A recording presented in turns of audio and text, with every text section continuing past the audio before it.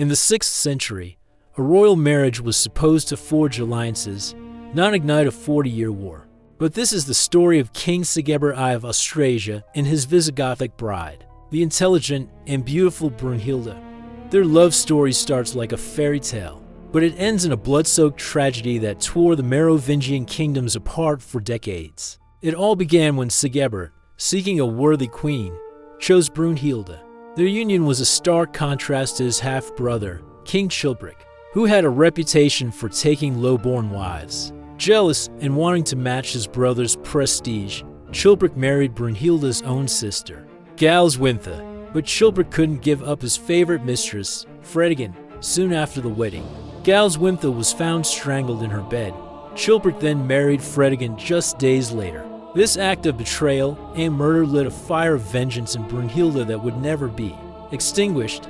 She convinced her husband, Sigebert, to go to war against his brother Chilperic. The conflict that followed was brutal, a family feud that escalated into a full-blown civil war. Fueled by the hatred between two queens, Brunhilda and Fredegonde, for years, the kingdoms bled. Sigebert was on the verge of victory, having cornered Chilperic in Tournai, but his triumph was cut short. In 575, just as he was being proclaimed king by Chilperic's own men, he was struck down by two assassins sent by Fredegonde. They stabbed him with poisoned daggers, and he died on the spot. Brunhilda was captured, but her story was far from over. She escaped and took over as regent for her young son, Childebert II. This is where Brunhilda transforms from a vengeful wife into one of the most ruthless and powerful rulers of the early Middle Ages. For the next 4 decades, she ruled with an iron fist, acting as regent for her son, and later her grandsons, and even a great-grandson.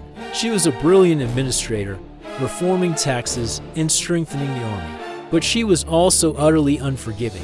She eliminated rivals, crushed rebellions, and held onto power with a grip of steel, all while her rivalry with Fredegonde continued to simmer and erupt. But her brutal reign made her many enemies among the Frankish nobility in her old age. Around 77 years old, her luck finally ran out. The nobles, led by a man named Clothar II who just happened to be Fredegonde's son, captured her. Her end was horrifying.